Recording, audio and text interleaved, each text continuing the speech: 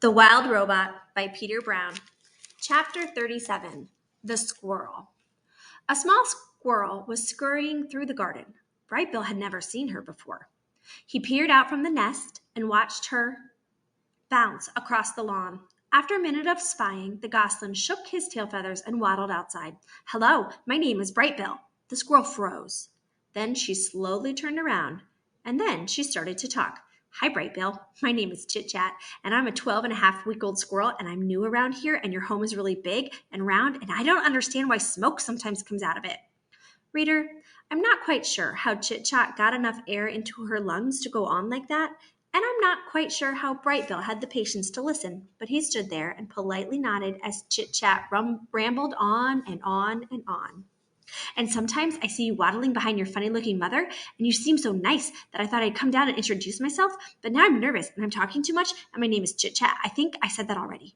There was a pleasant silence. Brightbill stood on one foot for a moment.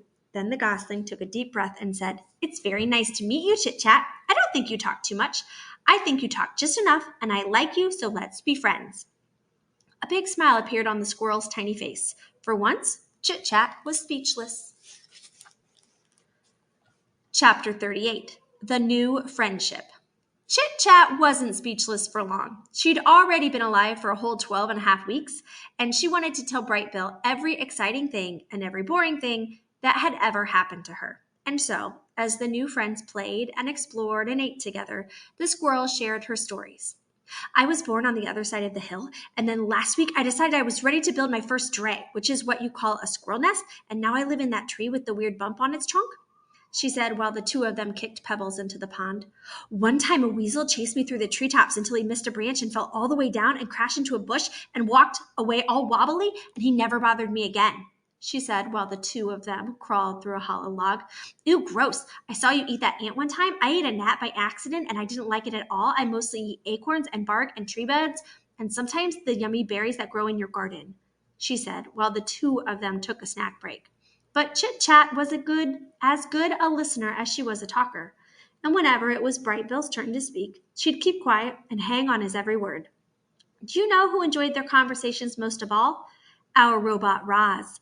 The protective mother was never far away, and she felt something like amusement at the silly conversations she overheard, and she felt something like happiness that her son had made such a good friend. Chapter 39. The First Flight.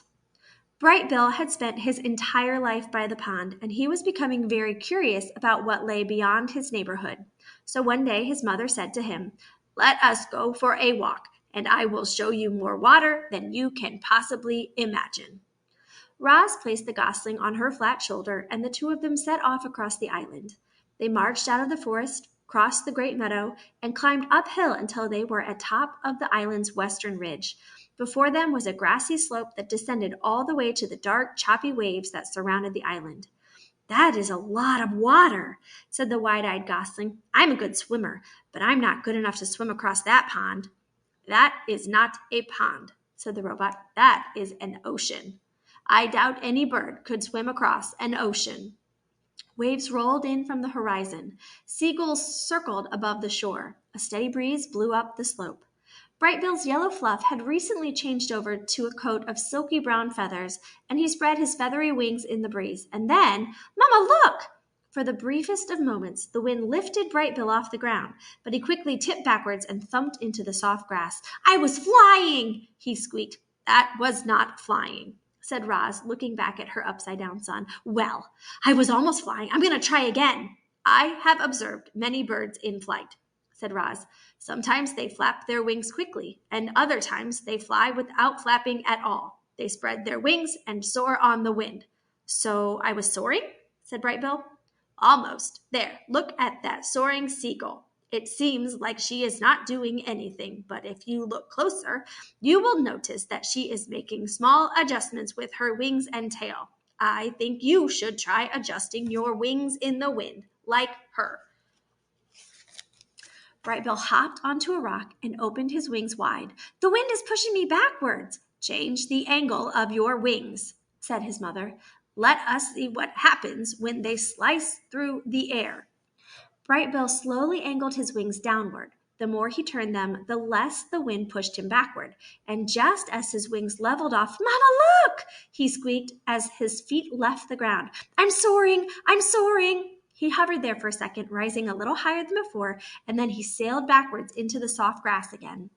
The gosling kept hopping on the rock and kept riding the wind and kept tumbling into the grass until he started to find his wings.